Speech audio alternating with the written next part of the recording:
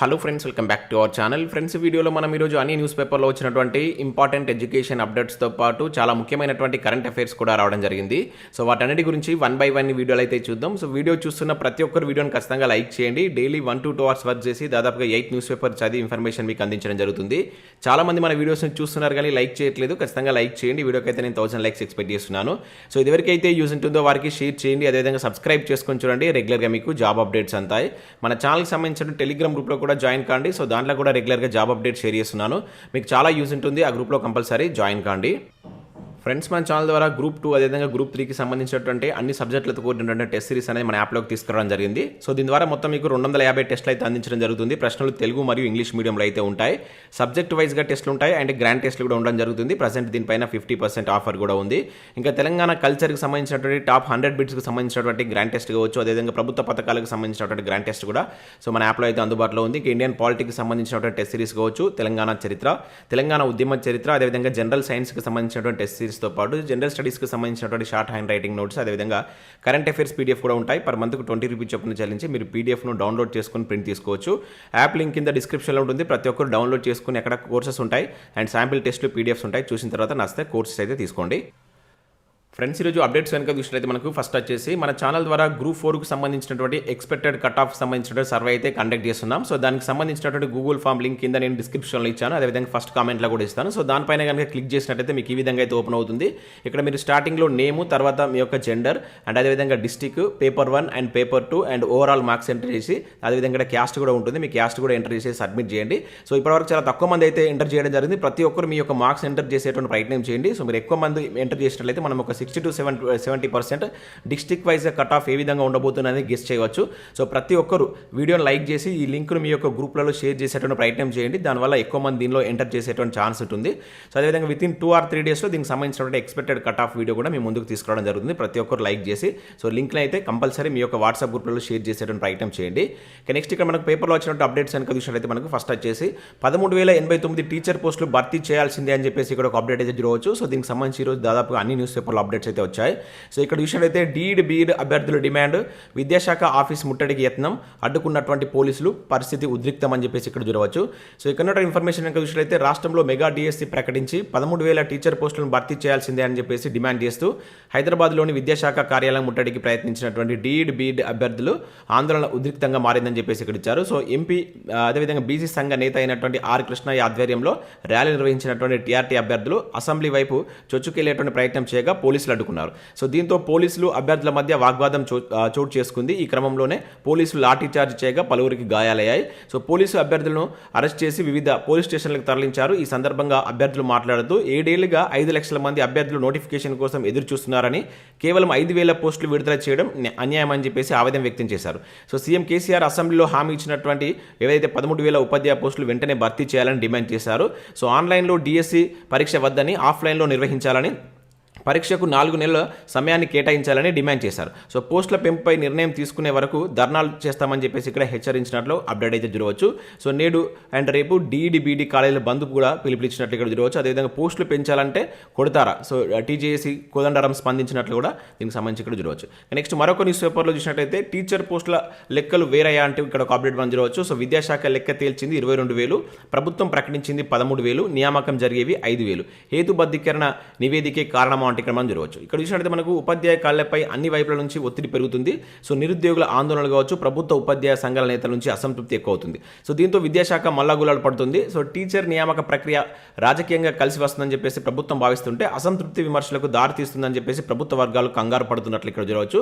So ఈ క్రమంలో మంత్రి సబితా ఇందర్ రెడ్డి విద్యాశాఖ ఉన్నతాధికారుల నుంచి తాజాగా నివేదిక కోరారు.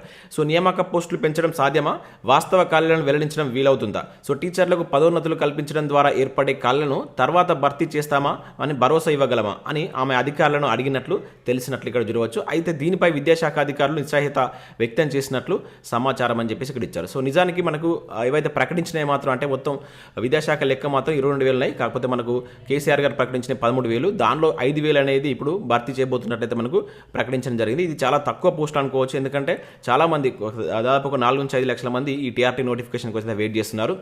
సో డిస్ట్రిక్ట్ వైజ్ వేకెన్సీస్ చూసినట్లయితే చాలా తక్కువ వేకెన్సీస్ ఉండడం జరుగుతుంది అనమాట. సో వాటిని 13,000కు పెంచాలని చెప్పేసి ఇక్కడ అభ్యర్థులు కోరుతున్నట్లయితే చూడవచ్చు. ఇక డిసెంబర్లో డిఎస్సి పరీక్షలు అని చెప్పేసి ఇక్కడ ఒక అప్డేట్ మనకు నమస్తే తెలంగాణలో అయితే రావడం జరిగింది. నిర్ణయించినటువంటి పాఠశాల విద్యాశాఖ సో ఆఫ్లైన్ లేనట్టే సిబిటిలో నిర్వహణ అని చెప్పేసి ఇక్కడ ఇచ్చారు. సో మనకు రాష్ట్రంలో టీచర్ పోస్టుల భర్తీకి డిఎస్సి పరీక్షను డిసెంబర్లో నిర్వహించాలని విద్యాశాఖ వర్గాలు భావిస్తున్నాయి. సో ప్రాథమిక సమాచారం ప్రకారం డిసెంబర్ 2వ వారంలో పరీక్ష నిర్వహించేటువంటి అవకాశాలు ఉన్నట్లయితే ఇక్కడ చూడవచ్చు. సో గతంలో మాదిరిగానే పరీక్షను ఆఫ్లైన్లో కాకుండా ఆన్లైన్లో కంప్యూటర్ బేస్డ్ ఏదైతే మనకు సిబిటి పద్ధతిలో నిర్వహించాలని నిర్ణయించారు. సో ఇటీవలే గురుకుల పరీక్షలు సైతం సిబిటి పద్ధతిలో విజయవంతంగా జరిపింది.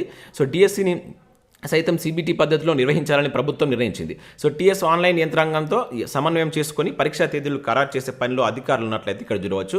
సో దరఖాస్తుల సంఖ్యను బట్టి షిఫ్ట్ల వారీగా సిబిఆర్టీ విధానంలో సో ఈ ఎగ్జామ్ పెట్టేటువంటి అవకాశాలు అయితే కనబడుతున్నాయి. దీనికి సంబంధించి ఈరోజు మనకు నమస్తే తెలంగాణలో ఒక అప్డేట్ అయితే వచ్చింది. సో ముఖ్యంగా డిసెంబర్లో సో ఈ డిఎస్సి పరీక్ష ఉండబోతున్నట్లయితే ఇక్కడ వీళ్ళైతే వార్త రాయడం జరిగింది. ఇక నెక్స్ట్ చూసినట్లయితే నిరుద్యోగులపై లాఠీ చార్జ్ అని చెప్పేసి ఇక్కడ మనం వెలుగులో ఒక అప్డేట్ జరగవచ్చు. సో స్కూల్ ఎడ్యుకేషన్ డైరెక్టరేట్ ముట్టడికి డిఎస్సి అభ్యర్థుల యత్నం.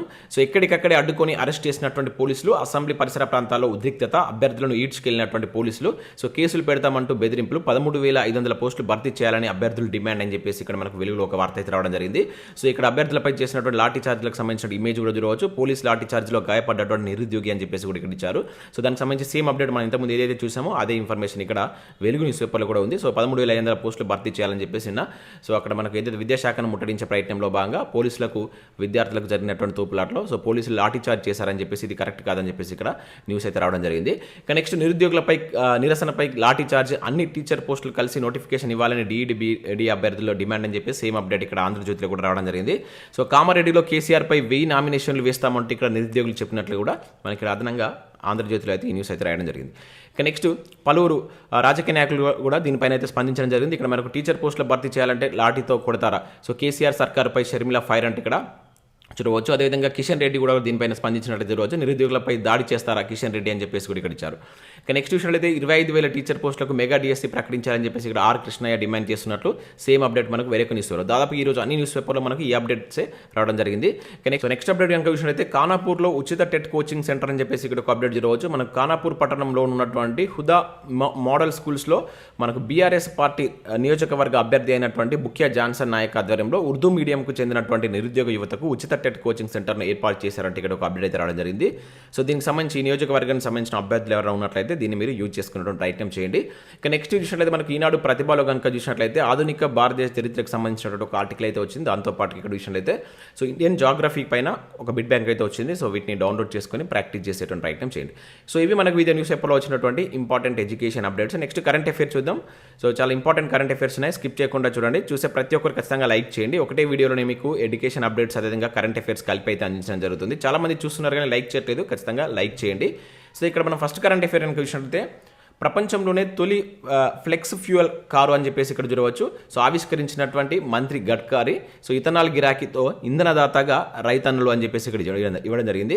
సో ఇక్కడ మనం చూసినట్లయితే దేశంలోనే ఇథనాల్కు గిరాకీ పెరుగుతుందని, సో ఈ పరిణామంలో వ్యవసాయ ఆర్థిక వ్యవస్థలో మార్పులకు దోహదం చేస్తుందని చెప్పేసి మంత్రి నితిన్ గడ్కరీ తెలిపారు. సో తద్వారా మన రైతులు కేవలం అన్నదాతగానే కాదు ఇంధనదాతగా కూడా అవుతారని చెప్పేసి పేర్కొన్నారు. సో ప్రపంచంలోనే మొట్టమొదటి BS6 ఎలక్ట్రిఫైడ్ ఫ్లెక్స్ ఫ్యూయల్ ఆధారిత కారును మంగళవారం ఆయన ఆవిష్కరించినట్టు ఇక్కడ చూడవచ్చు. సో ఇది గుర్తుంచుకోండి, మొట్టమొదటి కారణం అన్నమాట. ఎవరు ఆవిష్కరించారు అని చెప్పేసి ఇక్కడ క్వశ్చన్ ఎట్లా అడగడానికి ఎక్కువ ఛాన్స్ ఉందంటే దీన్ని ఎవరు ఇటీవల ఆవిష్కరించారు అని చెప్పేసి అంటారు. సో మనకు కేంద్ర మంత్రి అయినటువంటి నితిన్ గడ్కరీ దీన్ని ఆవిష్కరించడం జరిగిందనమాట. అంటే ఇక్కడ పెట్రోల్లో ఇథనాల్ కలపడాన్ని మనం ఈ ఫ్లెక్స్ ఫ్యూయల్ అని చెప్పేసి అంటాం. ఇట్లా కూడా అడగవచ్చు. సో ఫ్లెక్స్ ఫ్యూయల్ ఇటీవల వార్తల్లో నిలిచినటువంటి ఈ ఫ్లెక్స్ ఫ్యూయల్ అంటే ఏంటి అని చెప్పేసి అంటాడు. సో మనకి దాదాపు ఒక 20% ఇథనాల్ను మనకు పెట్రోల్లో కలుపుతున్నాడు. దీనివల్ల మనకు కొంత కాలుష్యం తగ్గేటువంటి ఛాన్స్ అయితే ఉంటుందన్నమాట. దీనివల్ల ఇక్కడ మనకు గడ్కరీ ఏం చెప్తున్నాడంటే సో కొంత వ్యవసాయం ఇప్పుడు ఇథనాల్ అనేటువంటి మనకు వ్యవసాయ ఆధారిత నుంచి వస్తాయి కనుక సో ఆటోమేటిక్గా మనకు వ్యవసాయకు సంబంధించిన జీడీపీ కూడా పెరిగేటువంటి ఛాన్స్ ఉంటుంది. సో జీడీపీ కూడా 20% పైన వృద్ధి సాధించేటువంటి ఛాన్స్ ఉంటుందని చెప్పేసి ఇక్కడ ఇచ్చారు. 20% మించి కలిపినటువంటి ఇథనాల్తో ఈ కారు నడుస్తుందని చెప్పేసి ఇచ్చారు. సో ఇది 20% పెరుగుతుంది. అంటే మన భారతం యొక్క వ్యవసాయం యొక్క జీడీపీ 20% పెరుగుతుందనే ఆశాభావం కూడా వ్యక్తం చేసినట్లు చూడవచ్చు. ఇది దీనికి సంబంధించి. సో నెక్స్ట్ మరొక కరెంట్ అఫేర్ చూసినట్లయితే ప్రపంచంలోనే అత్యంత కలుషిత నగరం ఢిల్లీ అని చెప్పి చూడవచ్చు. అమెరికా పరిశోధకుల అధ్యయనం. సో ప్రపంచంలోనే అత్యంత కాలుష్యం కలిగినటువంటి నగరాల జాబితాలో కనుక చూసినట్లయితే ఢిల్లీ ప్రస్తుతం అగ్రస్థానంలో ఉందని చెప్పేసి మనకు అమెరికా యూనివర్సిటీ ఆఫ్ షికాగో పరిశోధకులు తాజాగా స్పష్టం చేశారు. ఈ పరిస్థితి ఇలాగనే కొనసాగితే నగర ప్రజల యొక్క ఆయుష్ అనేటువంటిది 11.9 సంవత్సరాల మేర తగ్గిపోయేటువంటి అవకాశం ఉందని చెప్పేసి ఇక్కడ హెచ్చరించినట్టయితే చూడవచ్చు. సో దీనికి సంబంధించి ఇక్కడ మనకు నిన్న ఒక నివేదిక అయితే వాళ్ళు రిలీజ్ చేశారు. ఇక్కడ మీరు గుర్తుంచుకోవాల్సింది ఏంటంటే నగరం పేరు గుర్తుంచుకోండి. ఇది ఏ యూనివర్సిటీ వాళ్ళు ఈ పరిశోధన చేశారు. సో అమెరికాకు సంబంధించినటువంటి చికాగో యూనివర్సిటీ వాళ్ళు ఈ పరిశోధన చేయడం జరిగింది కనుక సో ఇది ఇక్కడ మీరు గుర్తుంచుకోండి. ఈ రకంగా మనం క్వశ్చన్ అడగడానికి ఛాన్స్ ఎక్కువగా ఉంటుంది. సో నెక్స్ట్ మరొక కరెంట్ అఫైర్ చూద్దాం. ఇక్కడ చూసినట్లయితే సో నిజామాబాద్ జిల్లాలో బయటపడ్డటువంటి 1000 ఏళ్ల నాటి శిలాశాసనం అని చెప్పేసి ఇక్కడ ఒక ఇంపార్టెంట్ అప్డేట్ జరగవచ్చు. సో కళ్యాణి చాళుక్యుల నాటిదని గుర్తింపు. సో ఇది గుర్తుంచుకోండి. ఇక్కడ ఎక్కడ లభించింది అండ్ అది ఏ రాజుల కాలం నాటిదని ఎక్కువ అడుగుతాడు. సో నిజామాబాద్ జిల్లా నందిపేట మండలం ఉమ్మెడ గ్రామంలోని కాలభైరవ స్వామి దేవాలయం సమీపంలో 1000 ఏళ్ల నాటి శిలాశాసనం బయటపడింది. దీనికి సంబంధించి కొత్త తెలంగాణ చరిత్ర బృందం సభ్యుడైనటువంటి బలగం రామ్మోహన్ రావు వివరాలు వెల్లడించారు. బయటపడ్డటువంటి శిలాశాసనం కళ్యాణి చాళుక్యుల కాలం నాటిదని గుర్తించినట్టు తెలిపారు. సో ఇది 3 అడుగుల ఎత్తు 4 అడుగుల వెడల్పు ఉన్నట్లు తెలిపారు. సో క్రీస్తు శకం 1017లో పాలించినటువంటి ఒకటవ ఇక్కడ రాజు పేరు కూడా ఇచ్చారు. ఒకటవ జగదేగ మల్లుడి కాలంలో 3 శిష్యులు తమ ఆచార్యునికి గురుదక్షిణగా మెట్ట భూమి అదేవిధంగా తరి భూమిని దానం చేస్తున్నట్లు వివరాలు శాసనంలో ఉన్నాయని చెప్పేసి ఇక్కడ వెల్లడించడం జరిగిందనమాట. సో ఇక్కడ పేరు గుర్తుంచుకోండి, చాలా చాలా ఇంపార్టెంట్. సో కళ్యాణి చాళుక్యులకు సంబంధించినటువంటి ఇన్ఫర్మేషన్ కింద కామెంట్ చేసే ప్రయత్నం చేయండి. సో దాన్ని ఎవరు స్థాపించారు, దానిలో మొదటి రాజు ఎవరు, దానిలో గొప్ప రాజు ఎవరు అనేది కింద మీరు కామెంట్ చేసేటువంటి ప్రయత్నం చేయండి. నెక్స్ట్ కనుక చూసినట్లయితే పాక్లో భారత్ హైకమిషన్ చీఫ్గా గీతిక శ్రీవాత్సవ అని చెప్పేసి ఇక్కడ మనం చూడవచ్చు. సో పాకిస్తాన్ ఇస్లామాబాద్లో ఉన్నటువంటి భారత హై కమిషనర్ చీఫ్గా గీతిక శ్రీవాత్సవ నియమితులయ్యారు. సో ఇక్కడ దీని యొక్క ఇంపార్టెన్స్ ఏంటంటే ఈ పదవి చేపట్టినటువంటి తొలి మహిళగా సో ఏమైతే గీతిక నిలవడం జరిగింది. ప్రస్తుతం విదేశాంగ మంత్రిత్వ శాఖలో జాయింట్ సెక్రటరీగా విధులు నిర్వహిస్తున్నటువంటి ఈమె సో ఇన్ఛార్జ్ ఎం సురేష్ కుమార్ నుంచి బాధ్యతలతో స్వీకరించింది. ఓకేనా, సో ఇది గుర్తుంచుకోండి. సో తొలి మహిళ కనుక ఇటువంటి మనకు అడగడానికి ఎక్కువ ఛాన్స్ ఉంటుంది. పేరు ఇంపార్టెంట్. ఏ దేశానికంటే మన భారతదేశం తరపున పాకిస్తాన్ దేశంలో ఉన్నటువంటి హై కమిషన్లో. ఇక నెక్స్ట్ కనుక చూసినట్లయితే మెదడులో 3 అంగుళాల పురుగు అని చెప్పేసి ఇక్కడ ఒక అప్డేట్ జరగవచ్చు. సో వెలికి తీసినటువంటి ఆస్ట్రేలియా వైద్యులు వైద్య చరిత్రలో ఇదే తొలిసారి అని చెప్పేసి ఇచ్చారు. సో వైద్య చరిత్రలో తొలిసారిగా ఓ మహిళా మెదడు నుంచి సజీవంగా ఉన్నటువంటి ఓ పురుగును వైద్యులు గుర్తించి బయటకు తీసినటువంటి ఘటన ఆస్ట్రేలియాలో చోటు చేసుకుంది. గత ఏడాది జూన్లో జరిగినటువంటి విషయం ఇక్కడ ఎమర్జింగ్ ఇన్ఫెక్టియస్ డిసీజెస్ అనేటువంటి జర్నల్లో తాజాగా ప్రచురితం కావడంతో వెలుగులోకి వచ్చిందని చెప్పేసి ఇక్కడ మనకి ఇవ్వడం జరిగింది. సో ముఖ్యంగా ఇక్కడ మీరు గుర్తుంచుకోవాల్సిందంటే ఎక్కడికి సంబంధించిన అంటే ఏ దేశానికి సంబంధించినటువంటి వైద్యులు దీన్ని శస్త్రచికిత్స చేశారని చెప్పేసి అడగడానికి ఛాన్స్ ఉంటుంది. సో ఆస్ట్రేలియా అని చెప్పేసి గుర్తుంచుకోండి. ఒక వైద్య చరిత్రలో ఇదే మొదటిసారంట 3 అంగుళాల ఒక పురుగును ఎక్కడి నుంచి అంటే బ్రెయిన్ నుంచి తీసినట్లుగా ఇక్కడ మనం చూడవచ్చు. ఓకేనా, దాదాపుగా అది మెదడులో 3 అంగుళాల పొడుగుతో ఉందంట. ఇక నెక్స్ట్ కనుక చూసినట్లయితే ఆగస్టు 23 జాతీయ అంతరిక్ష దినోత్సవం అని చెప్పేసి ఇక్కడ చూడవచ్చు. ఆల్రెడీ మనం 2 days బ్యాక్ కూడా దీనికి సంబంధించి అయితే చూసాం. ఇక్కడ మన కేంద్ర ప్రభుత్వం అఫీషియల్గా ఒక జీవోని అయితే జారీ చేసింది.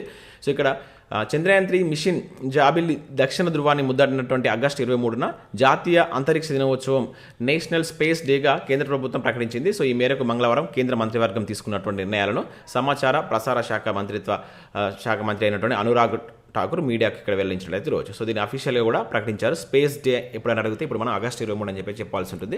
సో ఇవి మనకు వివిధ న్యూస్ పేపర్లో వచ్చినటువంటి ఇంపార్టెంట్ ఎడ్యుకేషన్ అప్డేట్స్ అదేవిధంగా కరెంట్ అఫైర్స్. సో వీడియోని ఖచ్చితంగా లైక్ చేసి మీ మిత్రులకు షేర్ చేయండి. సో ప్రతి ఒక్కరు ఈ గ్రూప్ 4 ఎక్స్పెక్టెడ్ కట్ ఆఫ్ సర్వేలో అయితే పార్టిసిపేట్ కాండి. సో ఎక్కువ మంది కనుక మీరు ఎన్రోల్ చేసినట్లయితే మనకు కొంత అక్యూరేసీ ఎక్కువ రావడానికి ఛాన్స్ ఉంటుంది. సో మీరు మీ యొక్క ఏవైతే ఫ్రెండ్స్ ఉంటారు కదా, వాట్సాప్ గ్రూప్స్ ఉంటాయి కదా, మనకైతే కాంపిటేటివ్ ఎగ్జామ్ ప్రిపేర్ అవుతున్నటువంటి వాళ్ళు, ఎగ్జామ్ రాసిన వాళ్ళు ఉంటారు కదా, దాంట్లో ఈ లింక్ను షేర్ చేసేటువంటి ప్రయత్నం చేయండి. లేదంటే వీడియోని లైక్ చేయండి. ఎక్కువ లైక్ చేయడం వల్ల కూడా వీడియో రీచ్ ఎక్కువ ఉంటుంది, ఎక్కువ మందికి రీచ్ అవుతుంది కనుక వాళ్ళు కూడా మార్క్స్ ఎంటర్ చేయవచ్చు. సో మనం మాక్సిమం ఒక 60 to 70% at least open cut off అన్న ఎట్లుంటుంది అనేది దీనివల్ల మనం ఎక్స్పెక్ట్ అయితే చేయవచ్చు. నేను 2 daysలో దీనికి సంబంధించి ఫుల్ ఇన్ఫర్మేషన్ తోటి మీకు ఒక వీడియో కూడా అందించడం జరుగుతుంది. ఖచ్చితంగా ఎన్రోల్ చేసే ప్రయత్నం చేయండి. Thanks for watching. Thank you.